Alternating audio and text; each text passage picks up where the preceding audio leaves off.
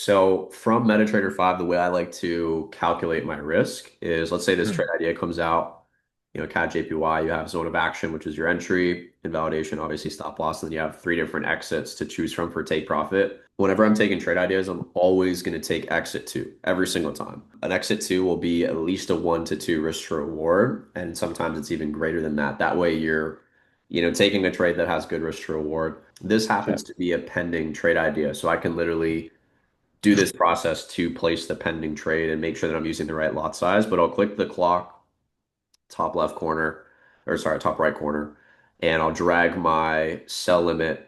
I'll drag my entry to where it says 106,063. And then I'm going to click stop loss down here. You've got SL and TP. So I'm going to Okay. grab stop loss. I'm going to drag this to where the invalidation level was. So 106, 224. 224.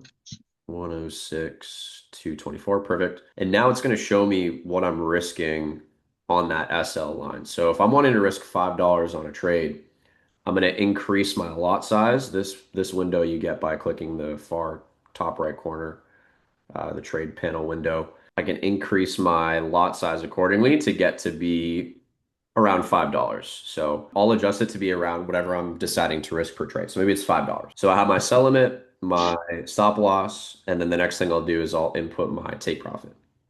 So I'm going to take exit two, which is 105,413, which is like more or less right around here. So I'm risking $5 to make 20 on this trade. Now, if I had a bigger stop loss, maybe the stop loss was up here at 106,412, my lot size is going to have to adjust to be risking only $5 on that position, right? So I'm going to reduce my lot size in this particular instance to a 0.02. On the bottom of the screen here, I'll click the little blue arrow, and then it's got those parameters, set for me in there. And I'm going to go ahead and just click place.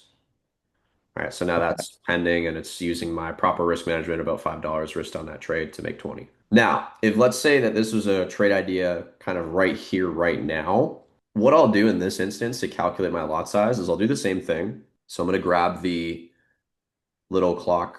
I'm going to click the little clock here. And what I'll do is I'll select SL first.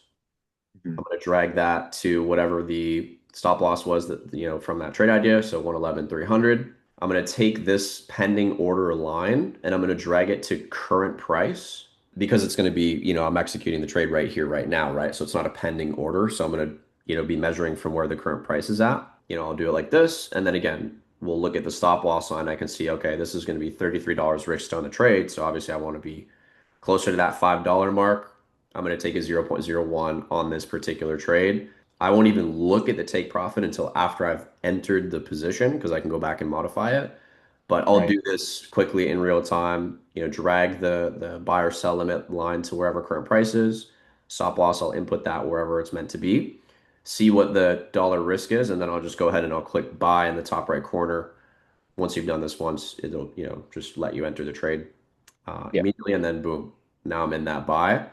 And I'll just have to go into my trade window, click on modify position to manually input those other parameters. Because all I was doing on that chart window for the market execution was mapping out what my lot size would be worth. But I didn't actually use those pending order lines to take the trade. I was just getting it to measure the lot size that would make sense for the trade.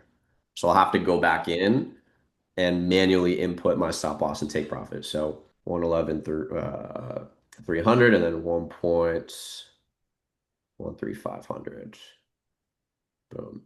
And now those lines will be input accordingly. So that's what I'll do for trade ideas. If it's a pending trade idea, excellent. I can use these lines to literally map out the entire trade before it happens. And I'll just use the blue arrow, down here to enter the position. But if it's like a market execution, buy or sell, I'll do a similar approach. Let's do one for AUDUSD for fun. Maybe it was a sell by market that was, shared by an educator. This is where current price is.